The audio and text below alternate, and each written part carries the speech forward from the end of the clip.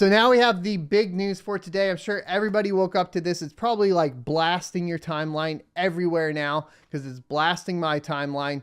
Elon Musk has offered to buy 100% of Twitter. Will this happen? Maybe, maybe not. He is basically kind of offering a lowball cut. We're going to get into it, but this was the first kind of tweet I saw, so I wanted to bring this one up. It says, Brett Taylor, chairman of the board, I invested in Twitter as I believe it is in its potential to be the platform for free speech around the globe, and I believe free speech is a societal imperative for a functioning democracy.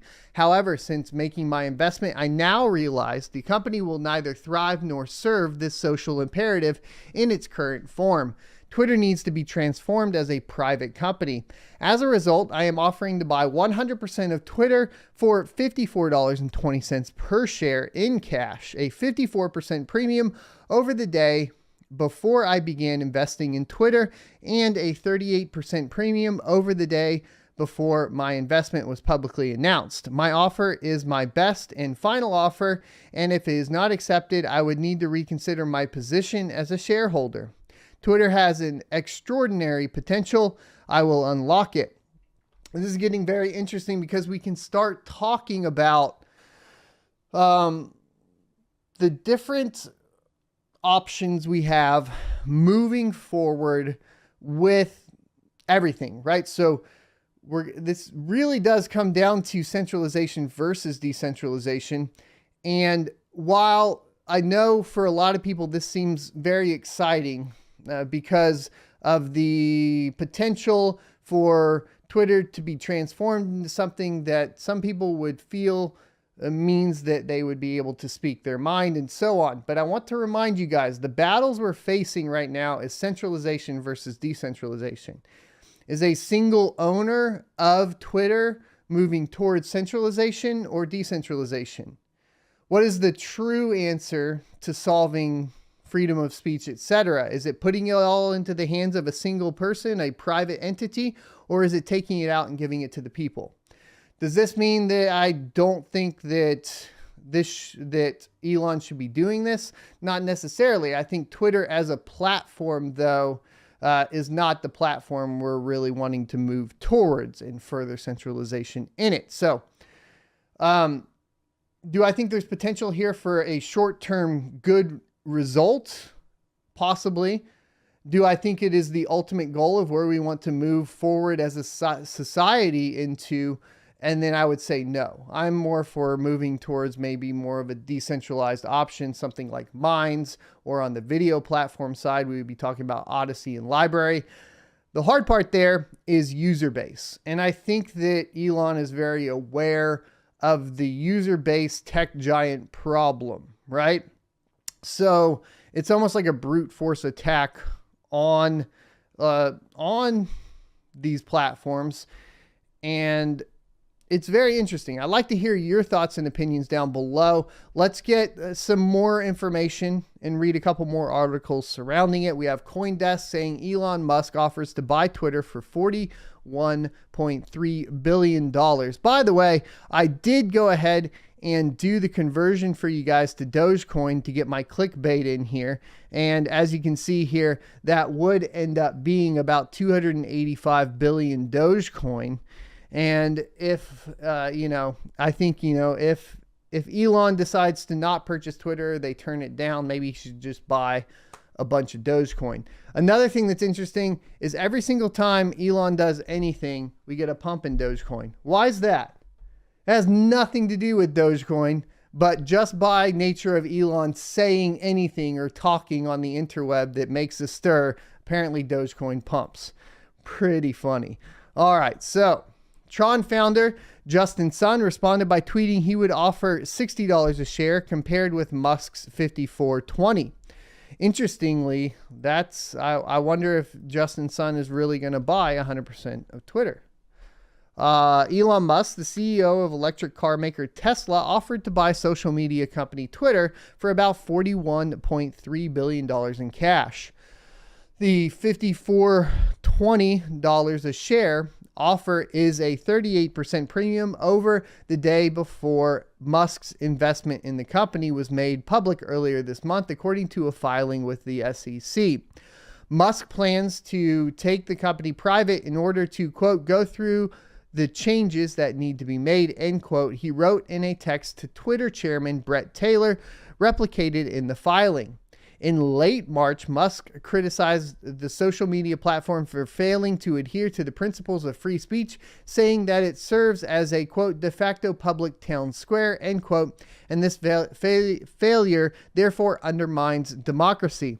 Now, I think that obviously we've heard this narrative around everywhere surrounding, all the platforms and free speech. I'm going to be honest with you guys. I understand the arguments from all the sides. We could go hardcore libertarian and we could say, it's a private company. They can do with the company as they wish.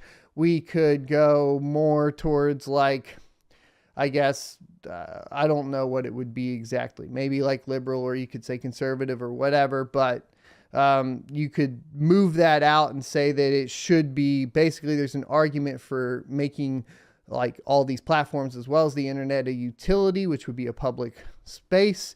Now, de facto public town square is kind of the interesting argument that we get into here when you have a platform or a set of platforms that are completely kind of ubiquitous. What do they really turn into? And when it surrounds free speech, it also gets very interesting too, because we are accustomed to the idea of free speech in the town square and so on. So the argument here is that it's become the de facto public town square. Therefore, it should adhere to, at least within democratized countries, a free speech platform. And that's kind of where things kind of get interesting surrounding all of this. Now, do I have the solution for you guys as far as all this is surrounded? Probably not, because I'm very aware that the tech giants are just so massive. It feels a little bit difficult to basically influence them at all, right? But at the same time, I do think, and I'll go back to this, I think pushing towards decentralization is the way, not pushing for more centralization. That was the tweet there, though. So, quote, I invested in Twitter as I believe in its potential to be the platform for free speech around the globe, and I believe free speech is a societal imperative for a functioning democracy, end quote, Musk stated. I agree with that mostly, except for I don't think that necessarily Twitter has to be that. Following Musk's filing, Justin Sun, the founder of Tron blockchain, tweeted a thread in which he said he would offer $60 a share for the company. He said, I believe Twitter is far from unleashing its full potential. Thus, I am offering $60 per share to take the platform private. But we fully support the reform initiatives of Elon Musk and would love to see Twitter become crypto native and Web3 friendly. And that one gets even more interesting because now, to me, though, this seems like a Tron advertising opportunity more than it does seem like a genuine offer. In addition, $60 per share was not stated to be cash either. And I also don't know that he has the $1 billion worth to actually purchase it. Who knows? I guess it is what it is. Twitter shares surged more than 12% in pre-market trading following the news. They were traded recently at about $48. Musk took a 9.2% stake in Twitter for an estimated $2.89 billion earlier this month, quickly followed by an announcement that he would be joining the company's board of directors. However, CEO Parag Agrawal, I can't say that one, I apologize, said a few days later that a board position was no longer on the cards. Quote, my offer is my best and final offer, and if it's not accepted, I would need to reconsider my position as a shareholder. This is kind of weird too, because it seems like what Musk is betting on is that they'll say, oh no, if we don't do this, Musk will dump his 10% shares and drive the price of the shares down. And to a certain extent, I think that was intentional. Let me know what you guys think.